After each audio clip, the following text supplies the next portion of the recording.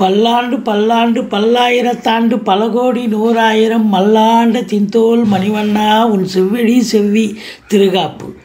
ஓம் நமோ நாராயணா, ஓம் நமோ நாராயணா, ஓம் நமோ நாராயணா. உலகெங்கிலும் வாழ்ந்து கொண்டிருக்கும் ஆஸ்ட்ரோ லைஃப் சேனல் நேயர்களுக்கு சைதை ராஜாவின் அன்பான வணக்கங்கள். நாம் இப்பொழுது இந்த எபிசோடில் வார ராசி பலன்கள் 8/1/2024 முதல் 14/1/2024 வரைக்கும் உள்ளடக்கிய நாட்களுக்கு வாக்கிய பஞ்சாங்க அடிப்படையில் கிரகங்கள் 12 ராசிகளுக்கும் எப்பேற்பட்ட பலன்களை வழங்கப் போகிறது என்பதை ஒவ்வொரு ராசியாக பார்க்கலாம் வாங்க. அதற்கு முன் 10/1/2024 மூல நட்சத்திரம் அனுமன் ஜெயந்தி, 11/1/2024 அமாவாசை திதி வருகிறது. வாங்க ராசிக்குள் செல்லலாம். மகர ராசி காலபுருஷனுக்கு 10வது ராசி. உத்திராடம் 2, 3, 4 பாதங்கள், திருவோண நட்சத்திரம், அவிட்டம் 1, 2 பாதங்கள் உள்ளடக்கியது. இந்த மகர ராசியினுடைய அதிபதி சனி பகவான், கும்பத்துக்கும் அதிபதி அவர் தான். இந்த கும்பத்தில் அமர்ந்திருக்கிறார். ராசிநாதன் 2ஆம் இடத்தில் இருப்பது மிக மிக சிறப்பு. நல்ல பொருளாதார மேன்மை, குடும்ப மேன்மை, தனவரவு, பொருள் வரவு சிறப்பாக இருக்கும். ஆனால் குடும்பத்தில் கொஞ்சம் சண்டை சச்சரவு பிரச்சனைகள் இருக்கும். அதே நேரத்தில் கொடுக்கல் வாங்கல் செய்யக்கூடாது. மற்ற கிரகங்கள் எப்படி இருக்கிறது அப்படின்னா, 3ல் ராகு அற்புதமான ஒரு பலன்க. 3ஆம் இடத்துல ராகு இருக்க கொடுத்து வைக்கணும். ஸோ 10ஆம் வீட்டை குரு பார்க்கிறார். சூப்பர், அருமையான ஒரு அமைப்பு. இப்போது மற்ற கிரகங்களுடைய சஞ்சார நிலையை பார்க்கும் பொழுது ரொம்ப இந்த ராசி அன்பர்களுக்கு சிறப்பாக அமையும். இந்த மகர ராசிக்கு இந்த 3ஆம் இடத்துல ராகு இருக்கிறது ரொம்ப பெரிய ஒரு பிளெஸ்ஸிங்க. இந்த காலகட்டம் நீங்கள் நினைக்கிறத சாதிக்க முடியும்.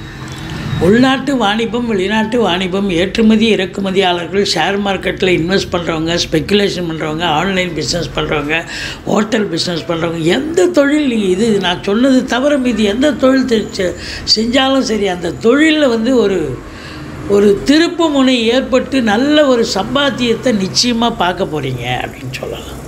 சூப்பர். இருந்தாலும் உங்களுக்கு இந்த 3ல் ராகு இருக்கும்போது உங்களுக்கு 9ல் கேது இருப்பார்.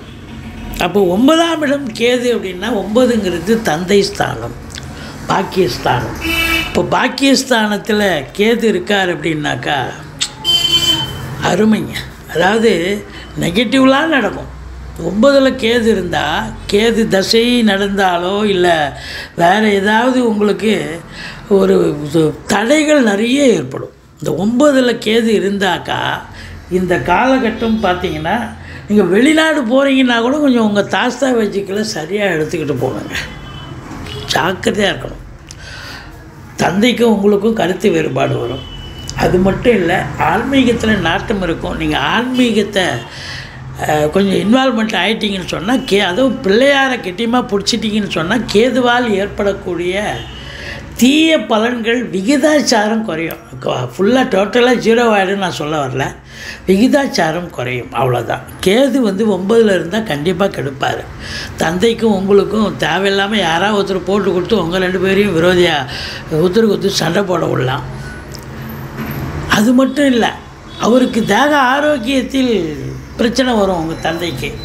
இப்படிலாம் இருக்கும். உங்களுக்கு பாக்கிய தடை ஏதாவது ஒரு வரணும்னு வராது, எதிர்பார்ப்பீங்க வராது. அப்படி ஒரு நிலையை ஏற்படுத்தி தருவார். ஆனாலும் இந்த 4ஆம் இடத்தில் குரு இருக்கிறார். அது மாத்ருஸ்தானம் என்று சொல்லக்கூடிய இடம். இந்த மாத்ருஸ்தானத்தில் குரு இருக்கார் அப்படின்னாலே ரொம்பவும் சிறப்புங்க. அதாவது தாய் வழி சொந்தங்களால் அனுகூலம், வண்டி வாகனங்கள் ஆதாயத்தை தரும்.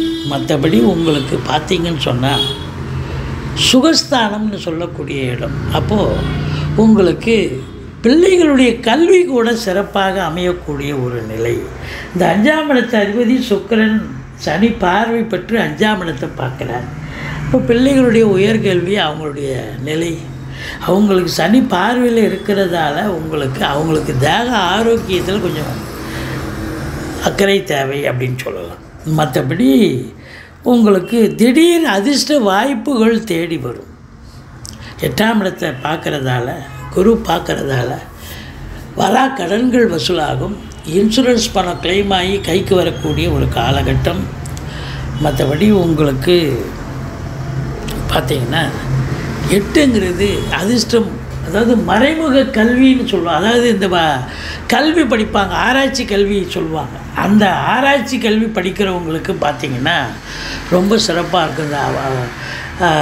வழக்கறிஞர், அதாவது டாக்டர்ஸு, செவிலியர்ஸு, அப்புறம் இந்த வழக்கறிஞர்கள், இவங்களெல்லாம் கொஞ்சம் பிரச்சனையை கையாள, போலீஸ்காரங்க, அதாவது காவல்துறையில் பணியாற்றுறவங்க, அதிகாரி ஆகட்டும், காவல்துறை சாதாரண ஒரு இதுவாக இருக்கட்டும், அவங்க எல்லாருக்குமே பார்த்திங்கன்னா அவங்க பிரச்சனை, அடுத்தவங்க பிரச்சனையை கையாளுறாங்க. அவங்க அதை தீர்வுக்கு கொடுக்குறாங்க.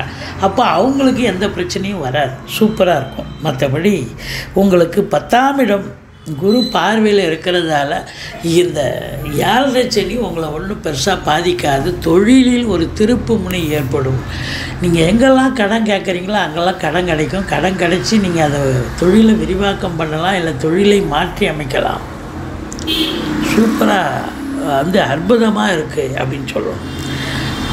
இல்லை ஒரு சொந்த தொழில் பண்ணுறவங்களுக்கு அப்படி ஒரு நிலை, இரட்டிப்பு வருமானம் நிச்சயமாக வரும்.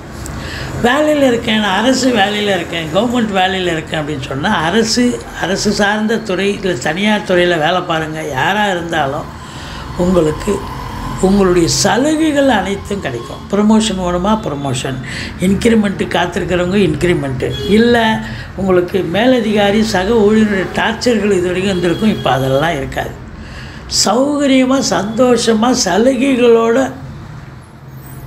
சிம்மாசனம் போட்டு அழகாக வேலை பார்ப்பீங்க, சந்தோஷமாக இருப்பீங்க அப்படின்னு சொல்லலாம். அது சொந்த தொழில் பண்ணாலும் சரி, உத்தியோகத்துக்கு தொழிலில் மேன்மை, உத்தியோகம் மேன்மை. தொழில் நல்லா இருந்ததுனாங்க டப்பு வரும், டப்பு வந்ததுனாங்க சந்தோஷமே கிடைக்கும். உங்களுக்கு பார்த்திங்கன்னா 11ஆம் இடத்தை சனி பகவான் பார்க்குறார்.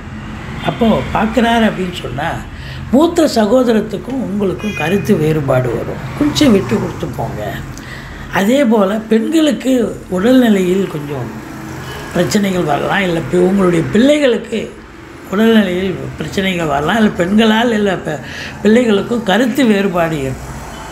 மற்றபடி 12ஆம் இடத்தை 12ஆம் இடத்தை அதிபதி குரு பார்க்குறார். செலவினங்கள் ஏற்பட்டாலும் உங்களுக்கு சுப செலவுகளே ஏற்படும்.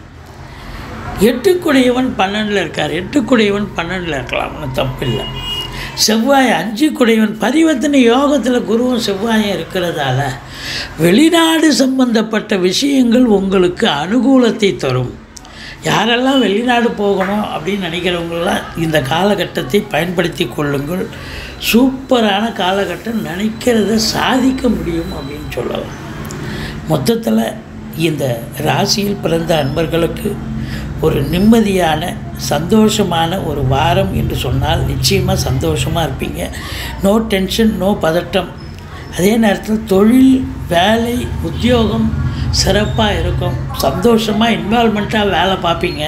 வருமானம் சிறப்பாக இருக்கும். ஆனால் கொடுக்கல் வாங்கல் மட்டும் பண்ணாதீங்க. நீங்கள் வணங்க வேண்டிய தெய்வம் பிள்ளையாரை வழிபாடு செய்யுங்கள், மணிகண்டனை வழிபாடு செய்யுங்கள். வாழ்க்கை வளமோடும் நலமோடும். நிச்சயமாக இந்த வாரம் சூப்பரான ஒரு வாரம் மகர ராசி அன்பர்களுக்கு.